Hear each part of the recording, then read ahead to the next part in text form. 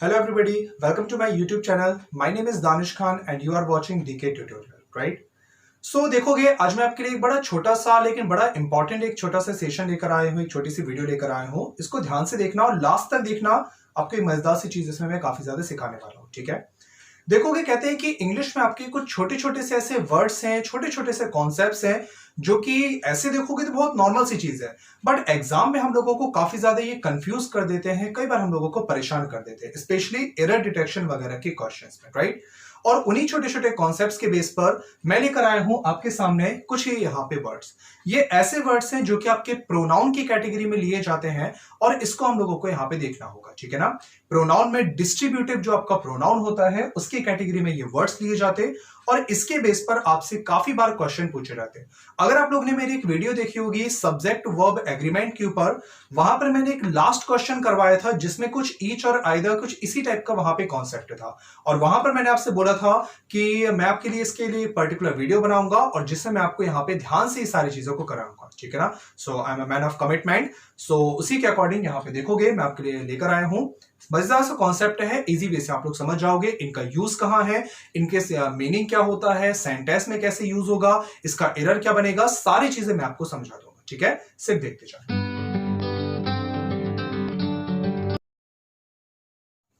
तो देखोगे यहां पर बात की जा रही है एवरी भी यूज होता है, ईच यूज होता है, आइदर, नाइदर, एनीवन और नन, ठीक है? ये सारी चीजों का एग्जाम में काफी बार यूज होता रहता है।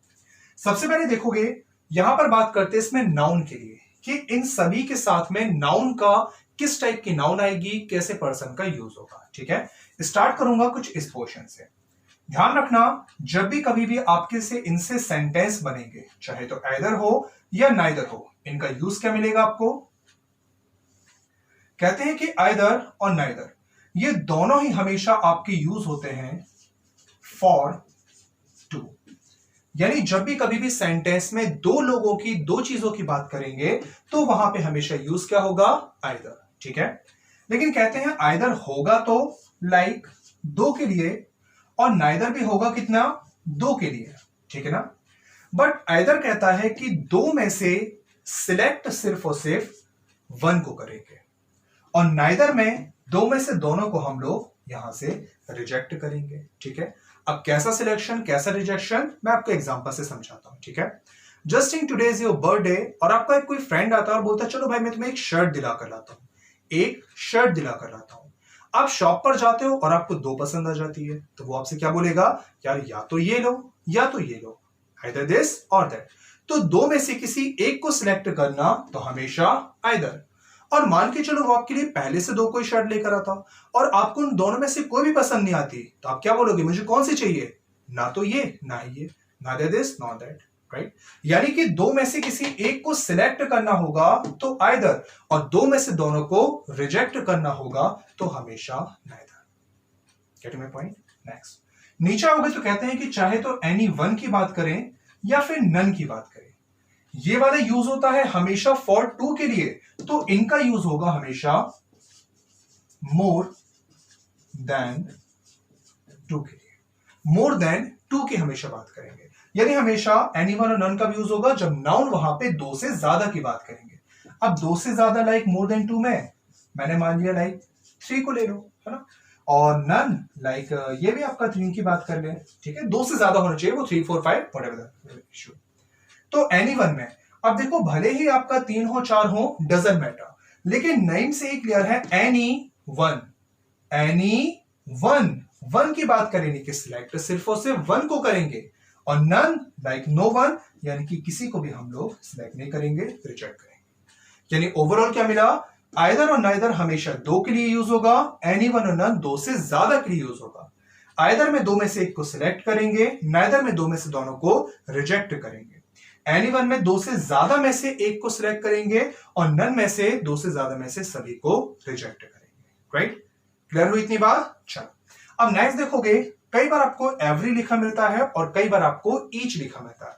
पहले तो मैं थोड़ा सा आपको डिस्कस करके बता दूं कि यहाँ पे ईच और एवरी का मीनिंग क्या होता है। नाउन और वर्ब के में अगर देखा जाएगा तो रूल्स इन पे सेम लगते हैं, ग्रामेटिकल इनमें कोई भी डिफरेंस नहीं है।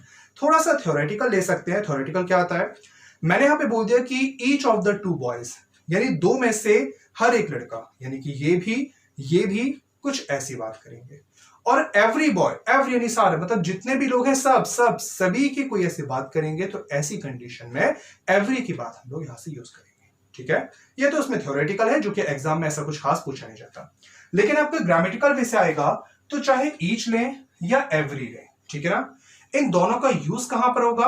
अच्छा देखो, मैं आपको इसको थोड़ा सा एक और इजी वे से समझा दूं। आप लोगों ने, सारे लोगों ने बचपन में याद होगा शायद गली क्रिकेट खेला होगा, राइट, सभी ने गली क्रिकेट जरूर खेला होगा और जानते हैं कि क्रिकेट अगर खेलना है तो दोनों टीम्स मिलाकर हम लोगों को वहां पे प्लेयर्स कितने चाहिए होते हैं,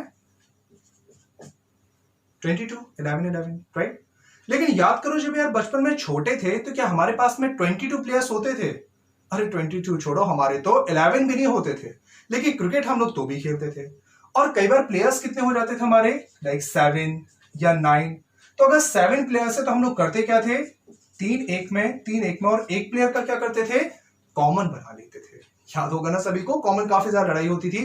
कुछ वही काम करता है ईच हमारा, क्योंकि आइदर और नाइदर हमेशा दो के लिए, एनीवन और नन दो से ज्यादा के लिए। लेकिन ईच और एवरी, चाहे तो इसमें फॉर ईच और एवरी का चाहे तो हम लोग फॉर 2 में यूज करें, या जरूरत पड़ने पे मोर देन 2 की बात करोगे, ये आपका चलेगा।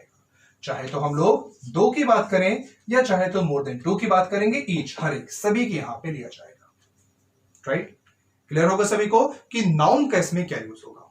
लेकिन बात अभी खत्म नहीं हुई यार, सोचने की बात है कि अगर सेंटेंस में नाउन आई है तो जाहिर सी बात है कि इसके लिए वर्ब तो जरूर होगी, राइट। अब वर्ब कैसे लगेगा देखोगे, कुछ भी लर्न नहीं करना, मैं समझाऊंगा, एक बार में क्लियर हो जाएगा। कहते हैं कि ईच का मतलब होता है ईच, हर एक की बात करो, और एक के अकॉर्डिंग जो वर्ब लगेगी वो हमेशा सिंगुलर, राइट। आइदर यूज करना है 2 के लिए, मगर 2 में से सिलेक्ट कितने को किया, एक, और जब सिलेक्ट हम लोग एक को कर रहे हैं तो एक के अकॉर्डिंग जो वर्ब लगेगी वो भी सिंगुलर, राइट। नाइदर भले ही 2, मगर 2 में से सिलेक्ट कितने किया, नाइदर, कोई भी नहीं, और जब कोई है ही नहीं तो प्लूरल कहां से, यानी वर्ब इसमें भी सिंगुलर, राइट। एनीवन, एनी कितने भी, बट एनी वन, और वन के अकॉर्डिंग जो वर्ब लगेगी वो भी सिंगुलर। और नन, लाइक नो वन, कोई भी नहीं, और जब कोई है नहीं तो प्लूरल कहां, यानी ये भी सिंगुलर। यानी सबसे अच्छी बात क्या है कि इन सारी चीजों के साथ में जब भी कभी भी आपको कोई वर्ब लगानी होगी, वो ध्यान रखना, वो वर्ब क्या लगेगी, ऑलवेज यूज सिंगुलर वर्ब, हमेशा सिंगुलर वर्ब का यूज किया जाएगा, ठीक। अब मैं आपको एक दो यहां पे सेंटेंस बता देता हूं, उसके बेस पर आपको सारी चीजें क्लियर हो जाएंगी, ठीक है। मैंने यहां पर बोल दिया either of the 5 boys have come to me. Either of the 5 boys have come to me, right? Errors देखोगे क्या क्या होगा। सबसे पहले जैसे देखा आइदर, यार जानते हैं कि आइदर का यूज कितने के लिए होता है, हमेशा 5 के लिए, ठीक, सॉरी 2 के लिए, राइट। और यहां पे क्या है 5, यानी कि 5 के साथ में हम लोग कभी भी आइदर का यूज नहीं कर सकते। जब 2 से ज्यादा होते हैं तो वहां पे हमेशा आइदर नहीं, किसका यूज किया जाता है, एनी वन का, हमेशा एनी वन का यूज किया जाएगा। और एनी वन के साथ में जो वर्ब मैंने बताई वो भी कैसे लगेगी, it should never be have, it should be has, यानी वर्ब भी हमेशा सिंगुलर वर्ब का यूज किया जाएगा, ठीक है। हाँ, आइदर से वैसे आपको क्या बता दिया, जैसे मैं यहां पे अगर ये लिखूंगा either of the 2 boys have had मी, यानी कि 2 में से किसी एक लड़के ने मेरी मदद की, 2 में से किसी एक ने मेरी मदद की। तो आइदर ऑफ द 2 बॉयज, 2 के लिए आइदर का यूज होता है, वेरी गुड, राइट। और 2 बॉयज हैव, जब कभी ऐसा लिखा होता ना तो हम लोग इसमें हमेशा करेक्ट कर देते हैं, क्योंकि लगता है सर बॉय होता तो हैज, लेकिन बॉयज के साथ तो सब प्लूरल होता, ठीक है ना। लेकिन ध्यान रखो इसका मीनिंग क्या है, 2 में से किसी एक ने मदद की, 2 में से किसी एक ने, और जब एक की बात कर रहे हैं तो एक के अकॉर्डिंग, तो एक के अकॉर्डिंग वर्ब क्या होगा, कभी हैव नहीं, यहां पे हमेशा हैज का यूज किया जाएगा, राइट। तो इसके अकॉर्डिंग ध्यान रखना कि कहीं पर भी अगर ऐसी कोई बात आएगी तो उसको कैसे यूज करोगे, ध्यान रखना, ठीक है। चलो इसको एक काम करो, एक स्क्रीनशॉट लो, एक आपको सेंटेंस और करवाऊंगा और उसके बाद मैं आपको सेशन को एंड करूंगा। फटाक से स्क्रीनशॉट लो इसका। ठीक है, चलो तो देखोगे मैं आपको इसके साथ में एक सेंटेंस जरूर करा दूं, उसके बेस पर आपको सारी बातें क्लियर हो जाएंगी।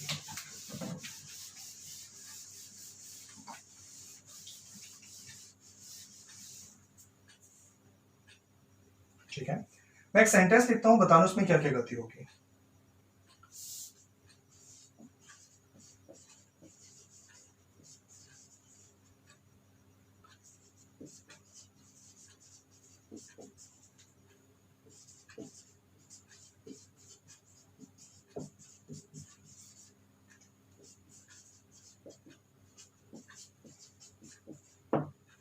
राइट, सेंटेंस मैंने क्या लिख दिया कि each of the students have completed their work. ठीक है, सबसे पहले each of the students, students, each of the students. अब स्टूडेंट्स देखो वो दो भी हो सकते, दो से ज्यादा हो सकते, डजंट मैटर।